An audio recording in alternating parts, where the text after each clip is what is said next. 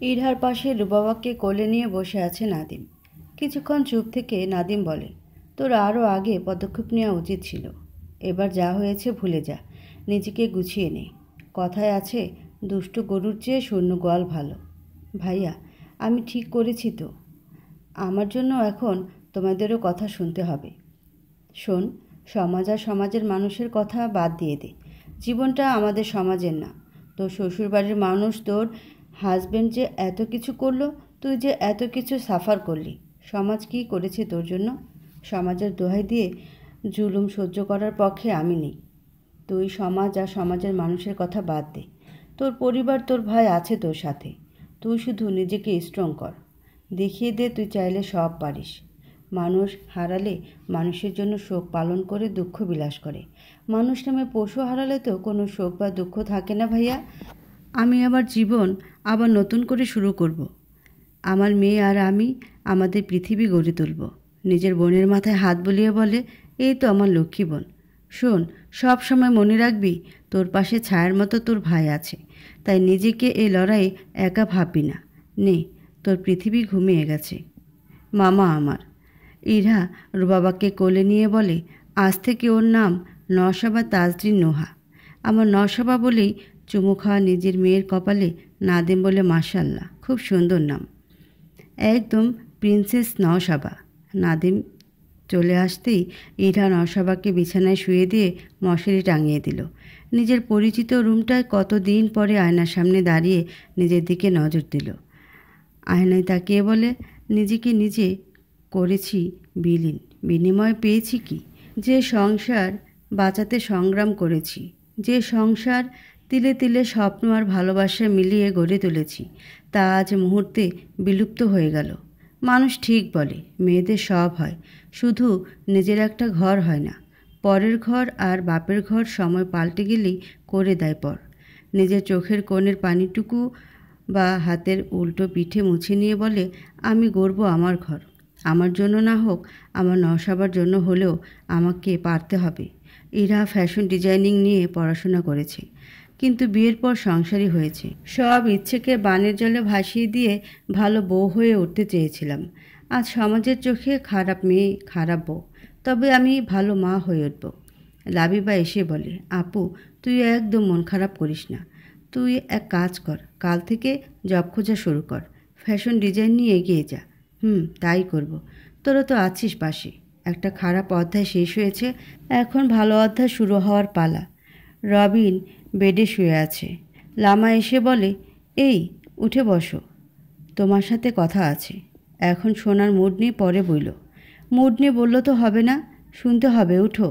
রবিন উঠে বসতে বসতে বলে, তোমার কি ঝামেলা করা ছাড়া আর কোনো কাজ নেই? আসার পর থেকে একদিনও শান্তিতে থাকতে দাওনি। সমস্যা কি তোমার? নিজে ভালো থাকো, আমাকেও থাকতে দাও। এখনও আমি বিরক্তকর, অসহ্য, আমি ঝামেলা করি, আর তোমার বোন কি করলো? আমাকে অপমান করলো। তুমি ওকে কিছু বললে না। বাহ, কেমন মেরুদণ্ডহীন পুরুষ তুমি! তোমার সামনে তোমার বউকে তোমার ছোট বোন যা নয় তা বলে গেল, আর তুমি কোনো প্রতিবাদ করলে না। দেখো লামা, এমন নাটক করছো যেন মনে হচ্ছে তোমাকে আমার পরিবারের লোক বিয়ে করিয়ে নিয়ে এসেছে। ভুলে যেও না, আমরা পরকীয়া প্রেমিক প্রেমিকা থেকে হাজব্যান্ড ওয়াইফ হয়েছি। তাই কিছু কথা তো তোমাকে সহ্য করতেই হবে। না না, আমি তো সহ্য করব না। আরেক বাসা থেকে এসে তোমার বোন আমাকে কথা শোনাবে, আর তুমি বলবা বিয়েটা স্বাভাবিকভাবে হয়নি, তাই সহ্য করতে হবে। এসব আমি মেনে নেব না। তাহলে তুমি কি চাইছো? তোমার বোন এ বাসায় আর আসতে পারবে না। নিজের লিমিটেডের মধ্যে কথা বললাম। তোর বাপের বাসা না এটা, এটা আমার বোনের বাসা। ওর যখন খুশি আসবে। তোর ভালো না লাগলে তুই বের হয়ে যা। তোর এত বড় সাহস, তুই আমাকে তুই করে বলিস? কথাটা বলেই নিজের মোবাইল ছুঁড়ে ফেলে বলে, তুই আমাকে ইরা ভাবিস না। কি করবি তুই কর, দেখি কি করতে পারিস। বেশ খানিকটা সময় ঝগড়াঝাটি করে এক পর্যায়ে হাতাহাতি হয়ে যায়। শেফালি বেগম কোনো মতে থামিয়ে নিজের ছেলেকে বাইরে পাঠিয়ে দেয়। লামা কর্কশ কণ্ঠে বলে, আপনার ছেলেকে আমি ছেড়ে দেব না। আমার গায়ে হাত তোলা? নারী নির্যাতন মামলায় কেস করব। রুবা বাসার রুমে বসে বসে মিটিমিটি হাসছে। আসলে তো এটা হওয়ারই ছিল। একটা ভালো মেয়েকে কষ্ট দিয়ে বের করে দিয়ে একটা শয়তান ঘরে তুলে এনেছে। একটা ভালো মেয়ে যেমন সংসারকে স্বর্গ করে তুলতে পারে, ঠিক একটা চরিত্রহীন বাজে মেয়ে সংসারকে ধ্বংস করে দিতে পারে। রবিন একের পর এক সিগারেট শেষ করেই যাচ্ছে। কতদিন পর পুরনো আড্ডায় রবিনের সিগারেট খাওয়ার অভ্যাস নেই। মাঝে মাঝে বন্ধুদের সাথে হুটহাট হয়তো কালে ভদ্রে খেয়েছে, কিন্তু নিয়মিত স্মোকার না। কিন্তু আজ এ পর্যন্ত 3 প্যাকেট শেষ করে ফেলেছে। ইসমাইল বলল, রবিন, তুই এভাবে সিগারেট খাচ্ছিস, ব্যাপার কি? ব্যাপার কিছু না, আজ তোর ভাবির সাথে ঝগড়া হয়েছে। কি যে বলিস, ভাবি আর ঝগড়া? ভাবি তো তোর সাথে উঁচু আওয়াজে কথাও বলে না। রবিন অট্টহাসি দিয়ে বলে, সে তো আর নেই। এই রবিন, কি বলছিস মাতালের মতো? তুই নেশা টেশা করিসনি তো? আবল তাবল বকছিস? সত্যি বলছি, তোরা যাকে ভাবি হিসেবে চিনতিস সে নেই, চলে গেছে। হেয়ালি না করে বল তো কী হয়েছে। রুবেল বল। ওর প্রথম স্ত্রীকে ডিভোর্স দিয়ে ওর সেক্রেটারিকে বিয়ে করেছে। বুঝিসই তো মেয়েটা কেমন হলে বসের সংসার ভেঙে নিজের সংসার জুড়ে দেয়। ইসমাইল অবাক হয়ে বলে, ইরা ভাবির মতো বউ পেয়ে কেউ ছাড়ে? তুই পদ্ম ফুল রেখে গোবরে নামলি কেন? রবিন কিছু না বলে চলে আসলো। রুবেল বলে, বুঝবে শালা, কি আগুনে হাত দিয়েছে। ওর জীবন এখন পুড়ে কয়লা হয়ে যাবে। তুই মেয়েটাকে আগে থেকে চিনিস? এটা ওই মেয়েটা যাকে নিয়ে কক্সবাজারে ট্যুর দিয়ে আসলাম। মানে শেষ এমন একটা মেয়েকে বিয়ে করলো রবিন? ভেবেছিলাম কয়েকদিন মৌজ মাস্তি করে ছেড়ে দেবে। এসব মেয়েকে কেউ ঘরের বউ করে? আর এরা ভাবির জন্য কষ্ট হচ্ছে। ভাবি আসলেই ভালো মেয়ে। বাদ দে, চল নিজেদের ঘর সামলায়, পরের ঘর কি হলো তাতে আমাদের কি? মাঝে মাঝে ফ্রিতে বিনোদন দেখব, এই তো। কি বলছিস? শত হোক আমাদের ফ্রেন্ড। রবিনের বাসায় ফিরতে ফিরতে রাত 2টো বেজেছে।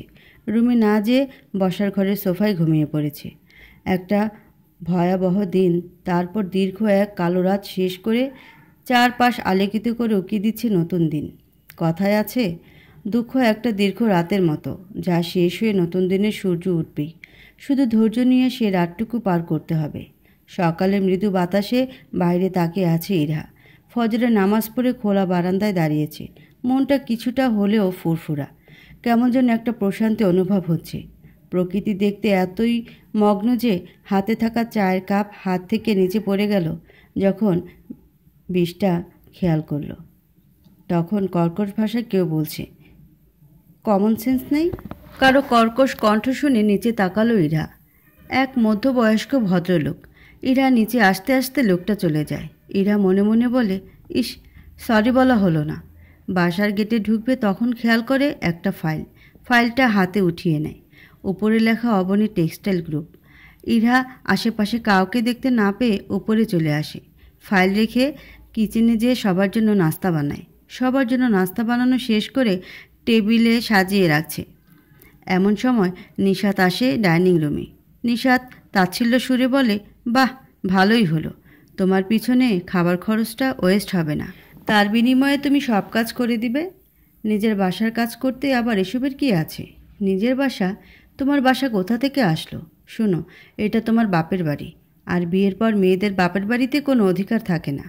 ইরা কিছু না বলে নিজের রুমে চলে আসলো। নশাবার ডাইপার চেঞ্জ করে দিয়ে নিজের পুরনো সার্টিফিকেট আর কিছু কাগজপত্র বের করলো। কাগজপত্র ঘাঁটতে ঘাঁটতে হুট করে হাতে আসলো পুরনো সেই চিঠিখানা, যা লেখা তো হয়েছে কিন্তু প্রাপকের নিকট পৌঁছানো হয়নি।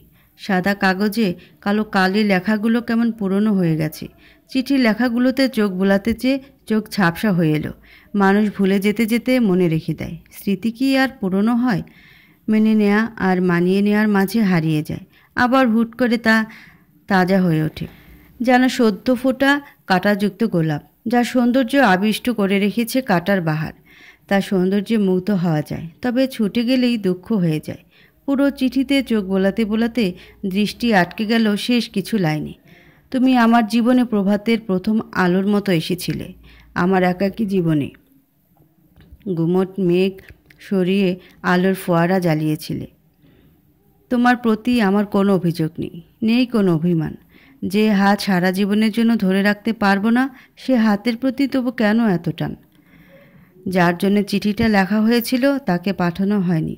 অভিমান অভিযোগ এসে ভিড় করে চিঠিটা আর পৌঁছানো হয়নি। ইরা আবার ভাঁজ করে চিঠিটা রেখে দিল। মনে মনে ভাবছে, কি অদ্ভুত তাই না?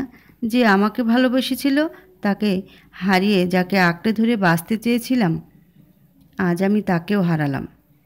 আমার নাম ইরা না হয়ে বিষাদ হওয়া দরকার ছিল। এর মধ্যেই নাদিম রুমে আসলো। ইরা বলে, ভাইয়া কিছু বলবে? হ্যাঁ বলতাম, তুই চাইলে আমার ফ্রেন্ড আবরারের অফিসে জবের জন্য অ্যাপ্লাই করতে পারিস। ওরা তো ফ্যাশন ডিজাইনিং নিয়ে কাজ করে। তুই বললে আমি কথা বলে দেখব। না ভাইয়া, জব করলে অন্য কোনো কোম্পানিতে করব। পরিচিত কারো সহায়তা দরকার নেই।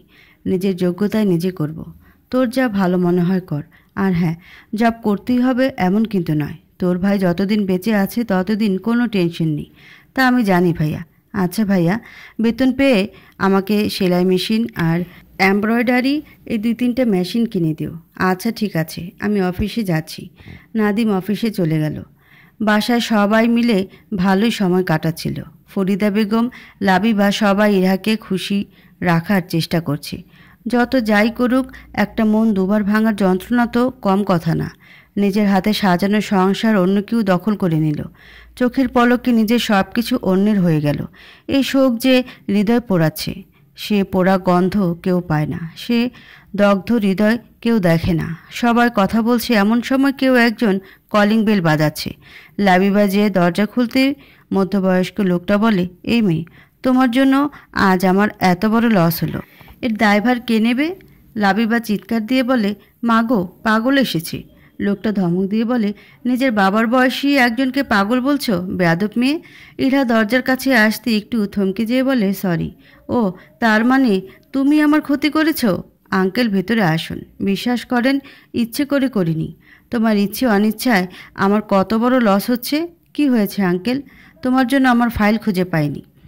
আমার ডিল হাতছাড়া হয়ে যাচ্ছে। ইরা নিজের রুম থেকে ফাইল এনে লোকটার দিকে বাড়িয়ে দিয়ে বলে, এই নিন। এটাই তো? হ্যাঁ, কিন্তু তুমি এটা কোথায় পেলে?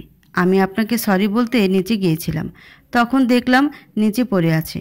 লোকটা বলে, এবার চলি। চা খেয়ে যান। না, এখন সময় নেই। বেশ কিছুদিন ধরে লসের উপর রবিনের কোম্পানি। একটার পর একটা ডিল ক্যান্সেল হচ্ছে। একদিকে বাসার অশান্তি, অপরদিকে অফিসের টেনশন, পাগল হওয়ার জোগাড়। রবিন কিছু নিয়ে চিন্তা করছিল। এমন সময় ম্যানেজার এসে বলে, স্যার, ম্যাডাম আজ 17 লাখ টাকা উঠিয়েছে অ্যাকাউন্ট থেকে। রবিন বলে, হোয়াট? G sir. ঠিক আছে, আপনি যান, আমি দেখছি। নিজের সেলফোন থেকে কল করলো লামাকে। 2বার রিং হয়ে কেটে গেল। 3য়বার রিসিভ হতেই বিরক্তি কণ্ঠে লামা বলে, ম্যানার্স জানো না? এভাবে কল করছো কেন? আমি শপিংয়ে বিজি। রাখ তোর শপিং। তুই এত টাকা কেন তুলেছিস? আমার সংসারে পা দিয়েছিস, সপ্তাহ পেরোয়নি, আর তুই আমাকে ধ্বংস করে দিচ্ছিস? Nice jokes. তোমার সাথে আমার 1.5 বছরের বেশি সময় ধরে সম্পর্ক। আর হ্যাঁ, যে স্বামী বউকে সুখে রাখতে পারে না, তার বউ তো টাকা খরচ করে সুখ কিনে নেবেই। ছোট লোকের মতো কথা বলবা না। তুই কি ভেবেছিস তোকে ঘরে জায়গা দিয়েছি বলে যা খুশি তাই করবি? তোমার বাজে কথা পরে শুনবো, এখন ডোন্ট ডিস্টার্ব মি বলে ফোনটা কেটে দিল। লামার সাথে ঝুমা নামের একটা মেয়ে। কি রে, কি বলে তোর নাগর? আর বলিস না, বিয়ে করার আগেই ভালো ছিল, কত টাকা দিত হাত খরচ। আর আজ মাত্র 17 লাখ টাকা নিয়েছি, এর জন্য রুট বিহেভিয়ার করলো। 17 লাখ তোর কাছে মাত্র মনে হয়? তুই ভুলে যাচ্ছিস, মাত্র 20,000 টাকা বেতনে চাকরি করতি, শেষও অতীত। এখন 20,000 টাকা আমার হাতের ময়লা। আজ ক্লাবে যাব, তুইও চল। শেফালি বেগম এ কদিনেই বুঝতে পেরেছে হিরে পায়ে ঠেলে কয়লাকে আপন করেছে। রবিন ক্লান্ত হয়ে বাসায় ফিরল। নিজের মাকে দেখে জড়িয়ে ধরে হাউমাউ করে কেঁদে বলে, মা, আমার ভুল হয়েছে। আমার ইরাকে আমার চাই। আমার রুবাবাকে দেখি না কতদিন। শেফালি বেগম বলে, নিজেকে শান্ত কর। আগামীকাল একবার যাব ওই বাসায়, দেখি কি বলে। যেভাবে হোক এনে দাও ইরাকে, নয়তো আমি পাগল হয়ে যাব। রুবি পাশের রুম থেকে এসে বলে, যাকে পেয়ে যাবে তাকে ক্ষণে বিক্ষণে সংসারে নিত্যদিনে ভুলে যাবে, কিন্তু যাকে পাবে না সে সব সময় মনে রয়ে যাবে। ছোট্ট একটা দীর্ঘশ্বাস হয়ে মিলন ভুলিয়ে দেয়, বিরহ ভুলিতে দেয় না। যারা পেয়েও অযত্নে অবহেলায় হারিয়ে ফেলে, তারা নিজের অজান্তে নীল বিষ পান করে, যার যন্ত্রণা তাকে মরতেও দেয় না, বাঁচতেও দেয় না। আর তুমি নিজেই নীল বিষ পান করেছ। এর জ্বালা তো তোমাকেই ভোগ করতে হবে। কথায় আছে, দাঁত থাকতে দাঁতের মর্যাদা বোঝে না। এখন যত আফসোস করো, যত কান্নাকাটি করো, কি হবে? ফেরাতে পারবে? কখনো পারবে না। মেয়েরা নিজের হাজবেন্ডের পাশে অন্য মেয়ের ছায়া সহ্য করতে পারে না। সেখানে দিনের পর দিন তুমি অন্য নারীতে আসক্ত ছিলে। লামা বাড়ি ফিরল ভোর রাতের দিকে। পুরো রাত নাইট ক্লাবে মদ আর জুয়া খেলায় মত্ত ছিল। রাতে এসে কলিং বেল বাজাচ্ছে তো বাজাচ্ছে। শেফালি বেগম এসে দরজা খুলে দিল। লামা ভেতরে ঢুকতেই শেফালি বেগম বলে, এটা ভদ্র বাড়ি, আর তুমি এ বাড়ির বউ। এভাবে সারা রাত বাহিরে কাটিয়ে কোনো ভদ্রবাড়ির বউ বাড়ি ফেরে না নিশ্চয়ই। বুড়ো মানুষ ভদ্রতা আর আধুনিকতার কি বুঝবেন? আর ভদ্রবাড়ি কথাটা বলেই উচ্চ সুরে হেসে বলে, আপনার ছেলের সাথে তো আগে লেট নাইট পার্টি করতাম, আর কত কি করতাম, তা তখন আপনার ছেলের কি মনে ছিল না সে ভদ্রবাড়ির ছেলে? দেখো, ছেলে মানুষ আর মেয়ে মানুষ এক না। এসব বলে আপনি গেও ইরাকে বোঝাতে পারতেন, কিন্তু আমাকে এসব বুঝ দিলে হবে না। ছেলেরা যা ইচ্ছে করতে পারে বলে তাকে ছাড় দিবেন আর বউ করলে দোষ? রুবিও উঠে এসেছে তার মায়ের সাথে। শ্বশুরবাড়ি থেকে প্রায় 6 মাস পর এসেছিল, কিন্তু নিজের বাসার পরিস্থিতি দেখে ইচ্ছে করছে এক্ষুনি চলে যেতে। রুবি বলল, মা, সুস্থ মানুষের সাথে কথা বলা যায়, অসুস্থ মানুষের সাথে না। এদের থেকে ভদ্রতা আশা করা বোকামি। আমি তো চলে যাব, কিন্তু সারা জীবন তোমার আর তোমার ছেলের এসব সহ্য করতে হবে। লামা কোনো কথার উত্তর না দিয়ে নিজের রুমে যেয়ে শুয়ে পড়ল। রবিন যদিও লামার আশার টের পেয়েছে, তবুও চুপ করে রইল। এই মুহূর্তে লামার সাথে ঝামেলা করার মুড নেই, তাই একইভাবে ঘুমের ভান ধরে পড়ে রইল। রুবি শেফালি বেগমকে উদ্দেশ্য করে বলে, মা, জীবনে বড় একটা ভুল করলে। এই ভুল তোমার সুখের সংসারকে কোথায় নিয়ে যায় দেখো। একটা ভদ্র ভালো মেয়ে যেমন পরিবার আর নিজের সংসারকে রাঙিয়ে তুলতে পারে, ঠিক একটা বাজে মেয়ে একটা পরিবার আর সংসারকে অমাবস্যা রাতের মতো অন্ধকার করে তুলতে পারে। আর তুমি তো নিজের হাতে আলোকে তাড়িয়ে দিয়ে আধা ডেকে আনলে। আমি আমার ভুল বুঝতে পেরেছি। ঘরের লক্ষ্মীকে পায়ে ঠেলে কালসাপ ঘরে তুলেছি। আমি ফিরিয়ে আনবো আমার ঘরের লক্ষ্মীকে। রুবি হেসে বলে, সময় থাকিতে যারে হেলায় হারিয়েছ, অবেলা তার খোঁজ করা বোকামি বই কিছুই না। সন্ধ্যার পর থেকে ইরার মনটা বেশ খারাপ। আজকে প্রতিবেশীদের মধ্যে কিছু মহিলা বাসায় এসেছিল। একজন বলল, তোমার মেয়েটার কপাল কত খারাপ দেখলে, যে এক স্বামীর ঘর করতে পারে না, সে আর কোনো স্বামীর ঘরও করতে পারবে না। তোমার মেয়ের জীবনে আর সুখ নাই। আবার হয়েছে একটা মেয়ে, ছেলে হলেও বড় হয়ে নিজের মায়ের দেখাশোনা করতে পারত। এখন তো উল্টো এই মেয়েকে লাখ লাখ টাকা খরচ করে বিয়ে দিতে হবে। এক ছেলের কামাইয়ের সংসার তোমাদের এখন দুজনকে টানতে হবে। আরেকজন বলল, স্বামীর ঘর করা কি এত সহজ? আজকালের যুগের মেয়েরা পান থেকে চুন খসলে ডিভোর্স করে। বাপু, আমরা এত বছর সংসার করি, ওসব তো কখনো মুখে আনিনি। কম তো ঝড়ঝাপটা পার করিনি জীবনে। শোনো মেয়ে, ধৈর্য নিয়ে আর স্বামীর ঘর করতে হয়। বেড়া মানুষ একটু একটু চরিত্রের দোষ থাকবই। হ্যারে নিজের জালে বেঁধে রাখতে জানতে হয়। ছটফট করে ছেড়ে যে আসলা, নিজের আর নিজের মেয়ের ভবিষ্যতে চিন্তা করলা না? আরেকজন বলে, বাদ দাও গো, আমাগো কি। নিজের ভুল যখন নিজে বুঝবো, তখন কপাল চাপড়ানো ছাড়া উপায় থাকবে না। ভাই ভাবি সংসারে থাকা কি এত সোজা? দিন যাক, পরে বুঝবো। কথাগুলো বিষিয়ে তুলছে ভেতর থেকে ইরহাকে। আচ্ছা, এখানে দোষটা কি ইরহার? সে কি ইচ্ছে করে নিজের সংসার ছেড়ে চলে এসেছে? আচ্ছা, এই সমাজ আর সমাজের মানুষগুলো এমন কেন? তারা কোনো মেয়ের ডিভোর্স হলে বা ধর্ষণ হলেও মেয়েটাকে ঘৃণার দৃষ্টিতে দেখে, অথচ তাদের সাথে যে বা যারা অন্যায় করেছে তাদের দেখে না। এই উল্টো নিয়মে কতদিন চলবে মানুষ? কেউ কি বুঝবে না? মেয়েরা যদি মেয়েদের কষ্টটাই না বুঝে, তাহলে কে বুঝবে? নিজের শখের সংসার নিজের হাতে কে শেষ করতে চায়? ধৈর্যের নামে কি দিনের পর দিন সমাজের দোহাই দিয়ে মেয়েরা অত্যাচারিত হবে? কে দেবে এই সব উত্তর? আকাশের পানে দৃষ্টি রেখে বলে, আল্লাহ, তুমি আমাকে ধৈর্য দাও। আমার মেয়েটার জন্য আমাকে সব সহ্য করে ঘুরে দাঁড়াতে হবে। যার কেউ নেই তার জন্য তুমি আছো খোদা। এমন সময় ফরিদা বেগম নিজের মেয়ের কাঁধে হাত রাখল। ইরা ঘুরে নিজের মাকে দেখে জড়িয়ে ধরল। কেঁদে কেঁদে বলে, আমি কি করতাম মা? ওই মানুষটা দিনের পর দিন আমার আড়ালে অন্য মেয়ের সাথে কাটিয়েছে। যেদিন আমি মৃত্যুর সাথে লড়াই করে তার সন্তানকে পৃথিবীতে আনতে ব্যস্ত, তখন সে আমাকে সতীন উপহার দিল। আমি কি করতাম বলো মা? কাঁদিস না, লোকের কথা কানে তুলতে নেই। তুই জানিস তুই সঠিক কাজ করেছিস। কে কী বলল সেসব শোনার প্রয়োজন নেই। মানুষ আমাদের কষ্ট দেখে হাসবে অথবা দূর থেকে করুণা করবে, কেউ সেই কষ্টের ভাগ নেবে না। তুই আমার মেয়ে, আমি জানি তুই ঠিক কাজ করেছিস, তাই নিজেকে সামলে নে। এসব কথা শুনতে হবে, তবে এক কানে শুনবি, অন্য কান দিয়ে বের করে দিবি। এসব কথা মারিয়ে চলতে হয়। নিজেকে প্রমাণ কর্মা। ইরা বলল, আমাকে যে পারতেই হবে আমার প্রিন্সেসের জন্য। আর এর চেয়ে বড় বিষাদ কাটিয়ে উঠেছিলাম, এটাও পারবো। হয়তো আমাদের একটা ভুল ডিসিশনের জন্য তোর কপালে এ দুঃখ। সেদিন যদি এতটুকু বলতেই। ইরা বলে, বাদ দাও মা, পুরনো কথা টেনে কী লাভ? আমার ভাগ্যে যা ছিল তাই হয়েছে, এখানে কারো কোনো দোষ নেই। ফরিদা বেগম বলেন, যা নিজের প্রিন্সেসের পাশে শুয়ে ঘুমা, বাকি কথা আগামীকাল সকালে হবে। ফরিদা বেগম চলে গেলেন। ইরা নিজের বালিশে মাথা রেখে হুট করে সেই দিনের কথা ভাবতে লাগলো, যেদিন শেষবারের মতো টেক্সট এসেছিল। তুমি চলে যাওয়ার পর আমি নিজেকে গুটিয়ে নিয়েছি, ঠিক আগের মতো। আগেও আমি ছিলাম শুধুই আমার, হুট করে তুমি এলে, একাকী জীবনে জোনাক জেলে আবার মিলিয়ে গেলে অন্ধকারে। যতটুকু আলো জ্বেলেছিলে ততটুকু আধার দিলে। আমি নিজেকে আবদ্ধ করে নিলাম, একলা আমি আমার মাঝে। তারপর আর কোনো দিন সেই চেনা নাম্বার থেকে কোনো খুদে বার্তা আসেনি, আর কখনো শোনা হয়নি সেই প্রিয় কণ্ঠ। সময় দ্রুত পাল্টে যায়, চোখের পলকে নিজের মানুষ অন্যের হয়ে যায়। যাকে ছাড়া এক মুহূর্ত কল্পনা করা যেত না, তাকে ছাড়াই জীবন পার করে দিতে আমরা শিখে যাই নতুন করে বাঁচতে, নতুন করে ভালোবাসতে। কিন্তু কোথাও না কোথাও অতীতের সেই প্রিয় বিষাদ আমাদের সাথে থেকে যায়। সুখের সময় তার কথা মনে না আসলেও হুট করে দুঃখ পেলে তার কথা মনে পড়ে যায়। মনে হয় ওই মানুষটা থাকলে হয়তো জীবনটা অন্যরকম হতো। হয়তো এই বিষাদগুলো আমাকে ছুঁয়ে দিতে পারতো না।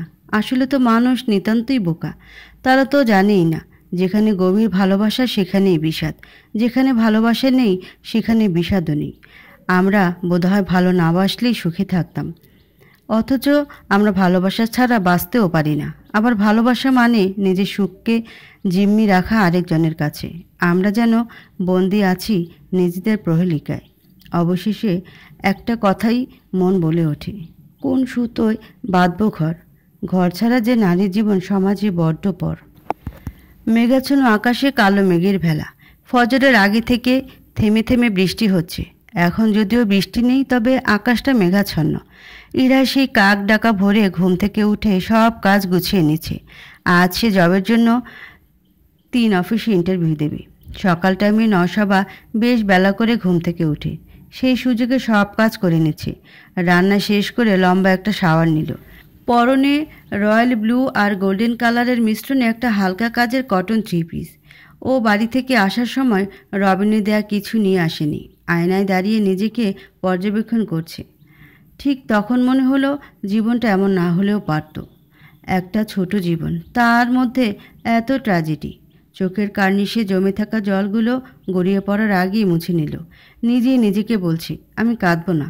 আমি তো নিজেকে মুক্ত করেছি একটা অসুস্থ সম্পর্ক থেকে। আমার মেয়ে আর আমি আমাদের একটা পৃথিবী গড়ব। দ্রুত রেডি হয়ে নাস্তা করে মেয়েকে খাইয়ে নিজের মায়ের কাছে রেখে যাচ্ছে। ভেতর থেকে দলা পাকিয়ে আসা কান্নাগুলো বারবার সংযত করছে। জন্মের পর থেকে মেয়েটাকে 1 সেকেন্ডের জন্য চোখের আড়াল হতে দেয়নি। এখন থেকে হয়তো রোজ মেয়েটাকে রেখে যেতে হবে। নশাবার কপালে চুমু দিয়ে বের হয়ে গেল। একটা রিক্সা ডেকে তাতে উঠে বসল। পার্স থেকে টিস্যু বের করে চোখের কোণে জমে থাকা জলটুকু মুছে নিল। রিক্সা চলছে আপন গতিতে। এই জবটা হলে ইরহার জন্য ভালো হয়, কারণ এই অফিসটা মোটামুটি কাছাকাছি। সকাল 10টায় ইন্টারভিউ, এখন বাজে 9:50। আরও অনেকেই এসেছে, তাদের সাথে ইরাও বসে আছে। জীবন কখন কোন পথে এনে দাঁড় করায় কেউ বলতে পারে না। ইরা কি কখনো ভেবেছিল তার স্বপ্নের সংসার ছেড়ে এইভাবে সিরিয়ালে দাঁড়াতে হবে জবের জন্য? জীবন এক প্রহেলিকার নাম, তার প্রতিটি অধ্যায়ে কি আছে কেউ জানে না। আমরা হঠাৎ হঠাৎ নতুন নতুন প্রহেলিকায় জড়িয়ে পড়ি। অনেক অপেক্ষার পর ইন্টারভিউ হলো, কিন্তু এখানে বিবাহিত নেবে না। ইরা এই লজিকের আগামাথা বুঝল না। আচ্ছা, এটা কেমন রুলস? ভঙ্গ হৃদয়ে বেরিয়ে পড়ল আরেকটি ইন্টারভিউ দিতে। সেন্টার টাইম দুপুরে 12টা, এরপরেটা বিকেল 3টে। গন্তব্যে পৌঁছে অপেক্ষা করছে, কিন্তু এখানেও হলো না। একে একে সব ইন্টারভিউ দিয়ে ক্লান্ত পথিকের মতো বাসার পথ ধরল। লোকাল বাসে মানুষের ভিড় আর অসহনীয় গরম, পেটের ক্ষুধা, মনের যন্ত্রণা। অথচ এত মানুষের মধ্যে কেউ তা জানে না মানুষের খোলস এত শক্ত, উপর থেকে দেখে ভেতরটা বোঝাই যায় না। বাস থেকে নেমে কিছু পথ হেঁটে রিকশা নেওয়ার চিন্তা করল ইরা। মনের মধ্যে শত চিন্তা নিয়ে হাঁটছে। হঠাৎ চোখ পড়ল রাস্তার পাশে বেঞ্চে এক মহিলা বসে কাঁদছে। ব্যস্ত রাস্তা, মানুষ আসছে যাচ্ছে, অথচ কেউ ফিরেও তাকাচ্ছে না। ঢাকা শহরের মানুষদের মন কি সত্যি ইট পাথরের মতো শক্ত থাকে? সবাই কেমন নিজেকে নিয়ে ব্যস্ত, কেউ মরে গেলেও ফিরে তাকায় না। ইরা মহিলাটার পাশে যেয়ে বসল। দিন গড়িয়ে তখন সন্ধ্যা নামছে। ইরা নরম সুরে জিজ্ঞেস করলো, বোন, আপনার কি হয়েছে? কি হবে বলুন? কি হওয়ার আছে? বিয়ে হয়েছে 3 বছর, পান থেকে চুন খসলে গায়ে হাত। মনে হয় আমি মানুষ না। মধ্যবিত্ত পরিবারের মেয়ে আমি। এক ভাইয়ের আয়ে সংসার চলে, তাই মুখ বুজে সব সহ্য করি। যখন আমার স্বামী আমাকে প্রচণ্ড আঘাত করে, তারপর বাবাকে নয়তো মাকে কল করে কথা বলি। কান্না গেলে তাদের কণ্ঠ শুনে নিজেকে সান্ত্বনা দিই। ভাবি এদের জন্য হলেও মানিয়ে নিতে হবে। জানেন আপু, মাঝে মাঝে মনে হয় আমি কালো হয়েছি সেটাই ভালো। আচ্ছা, যদি ফর্সা হতাম তাহলে শরীরের এই আঘাতের চিহ্ন কি করে লুকাতাম? নিজের হাতে রান্না করে খাইয়ে তার শক্তি যোগাই, আর সেই শক্তি দিয়ে সে আমাকেই আঘাত করে। আচ্ছা, আঘাত করার সময় কি আমার অসহায় মুখটা দেখে তার মায়া হয় না? বউ নাকি ভালোবাসার জিনিস, তাহলে তার শরীরে আঘাত করে কি করে? রাগ করে সেই দুপুরে বাসা থেকে বের হয়েছি, ভাবছি স্বামী নামক মানুষটা আসবে, কিন্তু সন্ধ্যা গড়িয়ে রাত নামছে, সে আসলো না। বাবার বাড়িতে যে যাব সে উপায়ও নেই। ইরা নিজেকে সামলে নিয়ে বলে, এখন রাত নামছে। একটা মেয়ের জন্য রাত হলো জঙ্গল আর মানুষগুলো পশু। সুযোগ পেলেই খাবলে খাবে, তাই বাসায় চলে যান। আর হ্যাঁ, প্রতিবাদ করুন। তারপরেও যদি না শুধরে নেয় তাহলে তাকে ছেড়ে দিন। জীবন একটাই, কারো পায়ের তলে পিষে মরার চেয়ে মাথা উঁচু করে একদিন বাঁচলেও শান্তি। ধন্যবাদ তোমাকে বোন, এটাই শেষ ভরসা। তবে আসল কথা হলো, রূপ আর টাকা ছাড়া মেয়ে হয়ে জন্মানোই হয়তো সবচেয়ে বড় অন্যায়। না গো বোন, ভুল বললে। রূপ, বাবার নাম, ভাইয়ের টাকা কোনো কিছুই মূলত কারণ না। কারণ হলো কিছু মানুষ আর তাদের হায়না মনোভাব। আচ্ছা বোন, উঠে পড়ো, রাত হওয়ার আগেই ফিরে যাও। আমাকেও যেতে হবে। আমার 6 মাসের বাচ্চাটাকে রেখে এসেছি বাসায়। দুজনে উঠে হাঁটা শুরু করলো। রাস্তাটা ভিন্ন, কিন্তু উদ্দেশ্য এক, নতুন করে বাঁচা। বাসায় ফিরতে ফিরতে সন্ধ্যা 7টা ছাড়িয়েছে। সারাদিনে না খাওয়া ক্লান্ত শরীরটা নিয়ে কোনো মতে ঘরে ঢুকতেই চোখে পড়ল নয়শাবাকে কোলে নিয়ে বসে আছে রবিন, তার পাশে শেফালি বেগম। ইরা ঘরে ঢুকে এক প্রকার ছিনিয়ে নিল রবিনের কোল থেকে নয়শাবাকে। ঝাঁঝালো কণ্ঠে বলে, মা, এনারা কারা আর এখানে কেন এসেছে? কান খুলে শুনে রাখো, এদের সাথে আমাদের কোনো সম্পর্ক নেই বলেই নিজের ঘরের দিকে পা বাড়ায়। শেফালি বেগম সামনে যেয়ে দাঁড়িয়ে বলে, মা, আমরা নিজেদের ভুল বুঝতে পেরেছি, প্লিজ ফিরে চলো। তোমাকে রাজরানী করে রাখবো। আমার নাতনিকে আর তোমাকে ছাড়া আমার বাসাটা কেমন মরুভূমি। আপনি হয়তো ইসলামী বিধান সম্পর্কে অবগত না, তাই এসব বলছেন। যেদিন আপনার ছেলে আমাকে ডিভোর্স দিয়েছে সেদিন থেকে আমার জন্য আপনার ছেলে বাহিরের পুরুষ, আর যেখানে আপনার ছেলের সাথে কোনো সম্পর্ক নেই সেখানে আপনি অপরিচিত। এসেছেন, চা নাস্তা করুন, চলে যান। ইরা এভাবে ফিরিয়ে দেবে আমাকে? রবিনের রসালো কথা শুনে ইরার মেজাজ খারাপ হয়ে গেল। লাবিবার কোলে নশা বাবাকে দিয়ে পাঠিয়ে দিল। তারপর হাততালি দিয়ে বলে, বাহ মিস্টার রবিন, আপনি তো দারুণ অভিনয় করতে পারেন। তবে এইসব অভিনয় আপনার এক্স ওয়াইফ ইরা গলে যেত, কিন্তু আপনার সামনে যে দাঁড়িয়ে আছে সে নওশাবার মা, আর সে কোনো সস্তা অভিনয় গলে না। ভদ্রভাবে এখান থেকে চলে না গেলে অপমান করে বের করে দেব। এবার আপনারা ঠিক করুন কোনটা চান। এত দেমাগ ভালো না। মানলাম রবিন ভুল করেছে, তাতে কি অত নিজের ভুল স্বীকার করে নত হয়ে তোমাকে নিতেও এসেছে। নিশাত বলল কথাগুলো। ভাবি, তোমার হাজব্যান্ড আরেকটা বিয়ে করে তোমাকে ডিভোর্স দেওয়ার কিছুদিন পর আবার তোমাকে আনতে গেলে তুমি কি করতে? একদম বাজে বকবে না ইরা, তোমার ভাই কখনো এরকম করবে না। এসব অলক্ষণে কথা মুখেও আনবা না। তাহলে মেয়ে হয়ে কিভাবে তুমি আমাকে এমন কথা বলো? যে জায়গায় নিজেকে কল্পনা করতে পারছো না সেই জায়গায় আমি দাঁড়িয়ে আছি। এখন ভুল বুঝতে পেরে কি হবে? ধরো তুমি আমাকে হত্যা করলে, এরপর মনে হলো তুমি ভুল করেছো, তখন কি আমাকে আবার জীবিত করতে পারবে? তালাক মানে বিয়েকে হত্যা করা, আর মৃত মানেই শেষ। তা আর শুরু করার কোনো রাস্তা নেই। হাতে থাকা কলমটা দিয়ে পত্রিকার জব অফারগুলো মার্ক করতে ব্যস্ত ইরা। কোনো মতে একটা জব পেলে হয়। এমন সময় নশাবার কান্নার আওয়াজ কানে আসলো। ইরা নশাবাকে কোলে নিয়ে শান্ত করে বসার রুমে আসলো। ফরিদা বেগম বললেন, খাবার খেয়ে নে, সারাদিন ধরে মনে হয় কিছু মুখে তুলিসনি। মা, লাবু কই? পড়তে বসছে। তুমি খাবার রেডি করো, আমি লাবুকে নিয়ে আসছি। বইয়ের মধ্যে মোবাইল রেখে চ্যাটিং করতে ব্যস্ত লাবিবা। মনোযোগ এত গভীর, কেউ পিছনে এসে দাঁড়িয়েছে সে খবর নেই। ইরা শান্ত সুরে বলল, কী রে, এসব কতদিন ধরে চলছে? ছেলেটা কে? হঠাৎ ইরার কথা শুনে লাবিবা হকচকিয়ে যায়। আমতা আমতা করে বলে, কই আপু, কি চলছে? লাবু, মিথ্যে বলবি না, সত্যিটা কি বল। College friend. আচ্ছা, কলেজ ফ্রেন্ডকে বাবু আই লাভ ইউ বলে, এই নিয়ম তো জানা ছিল না। মজা করে বলছি। তুমি সিরিয়াস কেন হচ্ছ? তা এমন মজা কবে থেকে করছিস? ফরিদা বেগম বলেন, কী রে, তোরা দুই বোনে কি এত কথা বলিস? সারা রাত পড়ে আছে, আগে খেয়ে তারপর গল্প করিস। খাবার টেবিলে সবাই খাবার খেতে ব্যস্ত।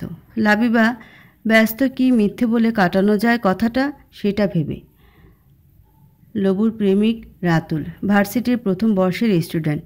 6 মাস ধরে তাদের প্রেমের সম্পর্ক, কিন্তু রাতুল এখনই সবাইকে ব্যাপারটা জানাতে মানা করেছে। এরা আরও চোখে কয়েকবার লাবিবার দিকে তাকালো। খাবার শেষ, যে যার রুমে। নাদিম নিজের শরীরটা বেডে এলিয়ে দিয়ে কপালে হাত রেখে চোখ বন্ধ করে কিছু ভাবছে। নিশাত নাদিমের কাছে বসে নিজের হাত নাদিমের মাথায় রাখল। নাদিমের চুলে হাত বুলিয়ে দিতে দিতে বলে, আজ তোমাকে বেশ ক্লান্ত লাগছে। কাজের চাপ বেশি ইদানিং। তুমি কিছু বলবে নিশি? আমি একটু বাবার বাড়িতে যাব 2-3 দিনের জন্য। আচ্ছা, এক্সট্রা আদর করার এই কাহিনী? এবার বুঝতে পারলাম। বেশ তো, আমি তোমাকে বাড়িতে দিয়ে আসব। আগামীকাল অফিস থেকে একটু আগে বের হব। শোনো না, আগে শুনবা তো আমার কথা? বলো। তোমার কথা না শুনলে কার কথা শুনবো? আমার কিছু টাকা লাগবে। যত টাকা লাগে মায়ের কাছ থেকে নিয়ে নিও। নিশাতের হাত থেমে গেল। আমি জানতাম তুমি এই কথাই বলবা। 2 বছর ধরে বিয়ে হয়েছে, তুমি কখনো মাস শেষে টাকা আমার হাতে না দিয়ে মায়ের হাতে তুলে দাও কেন? আমি কি তোমার কেউ না? বান্ধবীরা বলে আমাদের হাজবেন্ডরা এক এক পয়সার হিসেব দেয় আমাকে। মাস শেষে স্যালারিটা তাদের হাতে তুলে দেয়। তোমাকে বিয়ে করাই ভুল হয়েছে। মায়ের আঁচলের তলের ছেলেরা বউপ্রেমী হতে পারে না। তোমাকে কি আমি ভালোবাসি না? তোমার কোনো ইচ্ছে কি আমি অপূর্ণ রাখি? শুধু ওই সব ভালোবাসা কাজ হয় না। থাক, বাদ দাও। আমার কোনো কথার মূল্য তোমার কাছে আছে নাকি? অবশ্যই আছে। এই পুরো পৃথিবীতে 3 জন নারীর কথার দাম আমার কাছে সবচেয়ে বেশি। বউ আর মা। বোন এক হলো? না। না তো কেন হবে?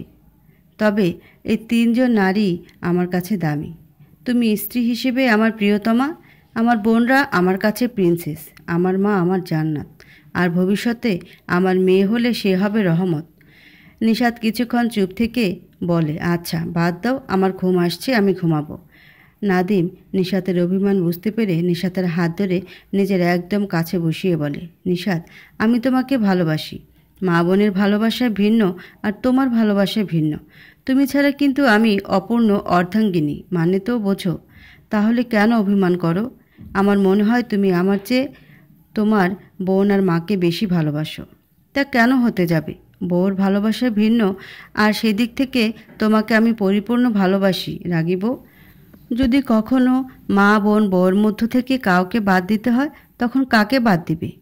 কখনো এমন পরিস্থিতি আসতেই দেব না। আমার জীবনে তোমাদের সবাইকে চাই। আমি বেঁচে থাকতে তোমাদের কাউকে ছাড়ব না। নিজের সবটুকু দিয়ে আগলে রাখব। ইরা ঘুমোয়নি এখনও। রাত গভীর, চারপাশে নীরবতা ভেদ করে কিছু আওয়াজ কানে আসছে। বারান্দায় একটা চেয়ারে বসে দূর আকাশে মিটিমিটি করে জ্বলতে থাকা তারাগুলোর দিকে তাকিয়ে আছে। 4টা বিপরীত পাশে, নয়তো দৃষ্টি চাঁদের পানে থাকতো। দুঃখের রাত দীর্ঘ হয়, এটা ইরা শুনেছিল, কিন্তু সত্যি যে দীর্ঘ হয় সেটা টের পাচ্ছে এখন।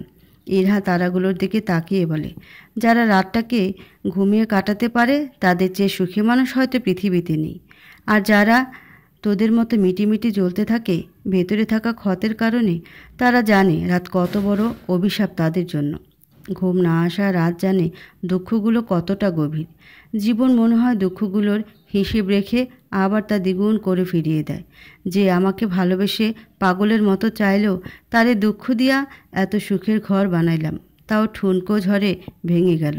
আচ্ছা, কি স্বাদ এই বিষাদের, কী বা রং এই কষ্টের, না দেখা যায় না, ছোঁয়া যায়, তবুও হৃদয় পুড়ে যায়।